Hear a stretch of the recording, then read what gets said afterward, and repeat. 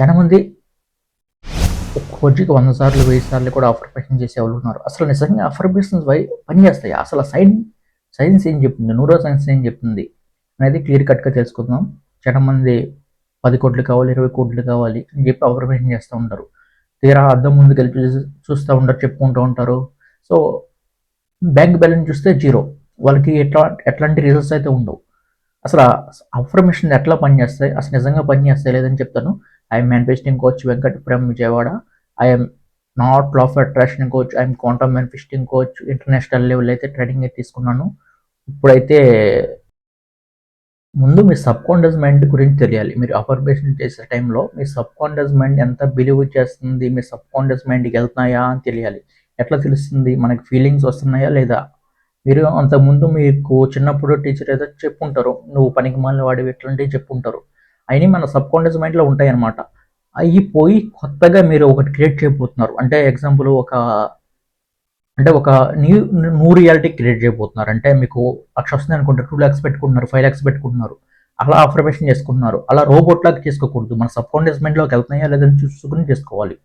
ఎప్పుడు కూడా మన సబ్కాన్షియస్ మైండ్ అనేది చాలా పవర్ఫుల్ అనమాట. మన సబ్కాన్షియస్ మైండ్లోకి వెళ్ళిన తర్వాత దాని నుండి హార్ట్లోకి వస్తుంది, అంటే ఫీలింగ్ వస్తుంది. ఫీలింగ్ నుండి ఎమోషన్ వస్తుంది. అప్పుడు ఏమవుతాయి అంటే మన బాడీలో ఉండే ఎలక్ట్రాన్స్, ప్రోటాన్స్, న్యూట్రాన్స్ వైబ్రేట్ అవుతాయి. ట్రూ ట్రూ ఎట్లా అంటే మనకి థర్మల్ ఎనర్జీ ఉంటుంది బాడీలో. ఎలివేటెడ్ ఎమోషన్స్, లవ్, జాయ్ వస్తాయి. ఆల్రెడీ అయిపోయామన్న ఇమేజరీ మన బ్రెయిన్లో కనిపించాలి అఫర్మేషన్ చేసే టైంలో.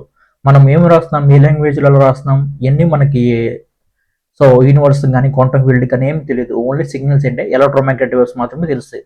ఎలక్ట్రోమాగ్నెటిక్ వేవ్స్ సెండ్ చేయకుండా మీరు ఏదో ఆటో పైలట్ మోడ్లో మార్నింగ్ అండ్ ఈవినింగ్ చేస్తే దానివల్ల ఉపయోగం అయితే లేదు. ఈవినింగ్ అంటే మార్నింగ్ అండ్ ఈవినింగ్ చేసి మధ్యలో ఫ్రేమ్ ఉంటుంది కదా, అట్లయితే ఉపయోగం లేదు. విత్ ఫీలింగ్తో మీకు ఎట్లా చెప్పుకోవాలంటే, మీరు 10,000 వస్తున్నాయి అనుకోండి, 20,000 కూడా పెట్టుకోవాలి. 1,00,000 వస్తుంది అనుకోండి, 2,00,000 పెట్టుకోవాలి. అప్పుడు మనం బ్రెయిన్ బిలీవ్ చేస్తుంది. ముందు సబ్కాన్షియస్ మైండ్ రీప్రోగ్రామింగ్ చేసుకోవాలి. రీప్రోగ్రామింగ్ చేసుకుని అప్పుడు బిలీవ్ చేయాలి. అది కొంతమందికి ఈజీగా అట్రాక్ట్ అయిపోతుంది అనమాట. కొంతమంది కష్టం అవుతుంది. వాళ్ళ ప్యాటర్న్స్ మార్పు ఉంటాయి. సో, అర్థమైంది అనుకుంటా కదా. సో, మనకేంటంటే ఏ అఫర్మేషన్ చేసే టైంలో మనకి బ్రెయిన్ తీసుకునే స్టేజ్లో మనం ఉంటున్నామా? వర్రీలో ఉంటే మన బ్రెయిన్ తీసుకోవద్దు. మీరు ఏదైతే అఫర్మేషన్ చేస్తున్నారో అది సబ్కాన్షియస్ మైండ్లోకి వెళ్తూ, అండ్ డౌట్లో ఉంటే వెళ్తావు, ఫియర్లో ఉంటే వెళ్తావు, జాయ్లో, ఎలివేటెడ్ ఎమోషన్స్లో ఉంటేనే వెళ్తుంది.